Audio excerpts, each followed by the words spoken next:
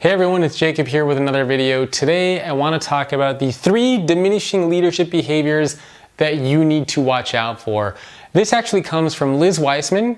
She wrote the best-selling book called Multipliers, and we had a conversation together a little while ago on my podcast, and she's written quite a lot about this. And this is one of the most important concepts that I took away from her book and from our conversation together, and I wanted to share that with you today. And of course, I highly recommend you grab her book, Multipliers, mega best-selling book, a lot of really great insights in there. And of course, you can listen to our podcast conversation as well. So before I jump into what these 3 diminishing leadership qualities are and what you should watch out for, please remember to subscribe to the YouTube channel for more videos like this, educational content on leadership, on business, on career stuff in general.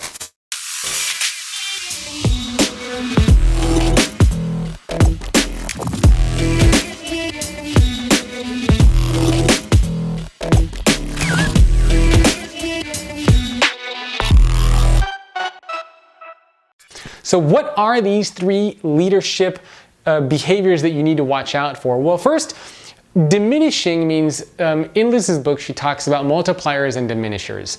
Multipliers are basically, they let people off, so to speak. The multipliers let the employees do their best work. Diminishers, on the other hand, they kind of keep people like on a choke chain. And the thing is, a lot of the times diminishers do this not on purpose, they just don't know they're doing it, but they kind of suffocate their people as a result. And so these are 3 diminishing behaviors that leaders oftentimes do without actually knowing that they're doing it. So watch out for them. The first one is being idea rich. And by the way, these are things that I struggle with a lot with my team. So being idea rich means that as a leader and just as an individual, sometimes you feel like you have all the ideas, that you have all the answers and you have the solutions. And so what happens is somebody comes forward with a problem or with an idea or something like that, and you say, oh yeah, I know how to do that, or I can fix that, or let's do this. And the problem is that when you as a leader keep doing this, it makes everybody else on your team lazy. It makes everybody else on your team not think, because they just assume that you're gonna have all the ideas, that you're gonna have all the answers. So the temptation that you as a leader need to resist is that even if you know the answer, don't give the answer away.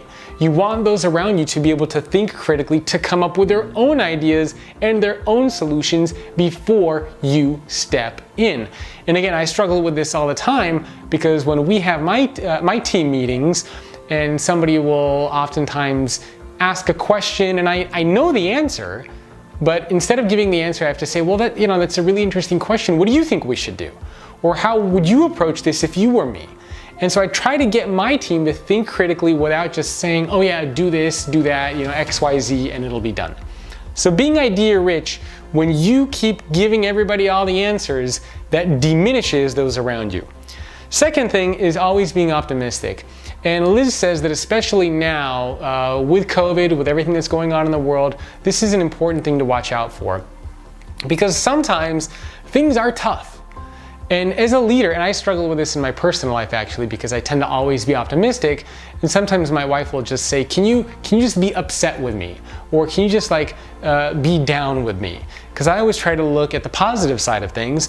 But the truth is that sometimes we need to acknowledge that things are not good, that things are unpleasant, that people are upset. I mean, look at what's going on in the world now, like I said, especially with COVID. So it's okay to be down. It's okay to be upset. And if you're constantly saying, oh, it's fine, COVID's not a big deal, everything's good. If you're constantly in that mentality, it diminishes the people around you, because they don't feel like they're heard, they don't feel like their ideas are being valued, like their feelings really matter. So avoid being optimistic all the time. It's good to be optimistic, but it's also important to acknowledge negative emotions, negative feelings when they come up.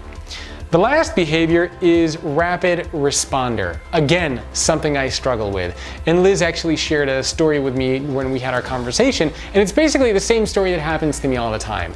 So as somebody who speaks at a lot of conferences, as somebody who works with a lot of organizations, I get a lot of emails a day.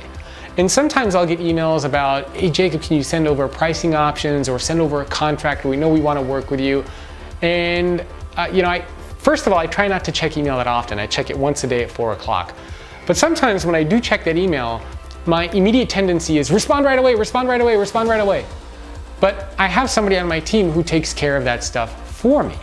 So Liz does this, I try to do this as well, and it's the 24-hour handoff policy, where if I see an email that comes in and I know somebody else on my team is checking it and they're gonna respond to it, I step away for 24 hours. And if that other person doesn't respond to it and doesn't handle it, then I might step in, or then I might have a conversation with them and say, hey, this email is from 24 hours ago, did you see it?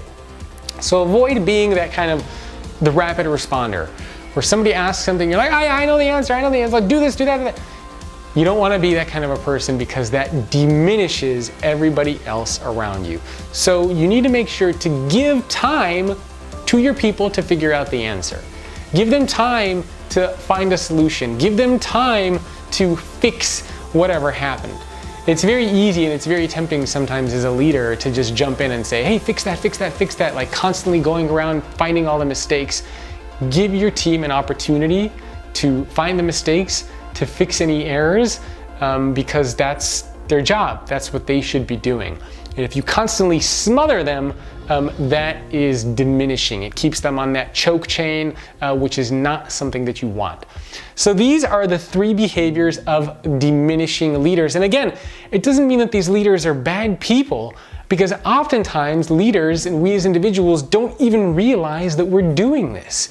I have to mentally be aware when I have my team meetings or when I'm talking to somebody on my team to not do this, because I always want to be optimistic and everything's great, everything's going to be fine. I always want to come up with the solution or give somebody the idea.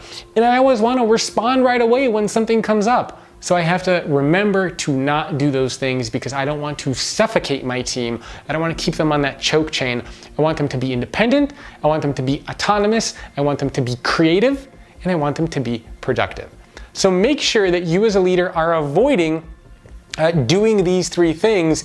And also, if you work for a leader who is doing any of these things, you can bring it up to them and say something like, hey, look, I know you have lots of ideas, but you know what would be really helpful? Give me a little bit of time to try to come up with some ideas first, and maybe we can talk about it before you jump in, right? So have those conversations. It's okay to let your leader know, because like I said, oftentimes they are not doing this intentionally. So these are the 3 things that you should watch out for: being idea rich, always optimistic, being a rapid responder. I hope you found this video useful and valuable, and if so, please remember to subscribe to the YouTube channel, because I put out a lot of videos just like this on leadership, business, and career advice. And lastly, of course, make sure to check out Liz Wiseman, grab her book, check out her social profiles. She's always sharing great content, and she has a lot more content on this. I'll see you next time. If you want to know what it takes to be a future-ready leader based on interviews that I personally did with 140 of the world's top CEOs, then make sure to go to futureleadercourse.com.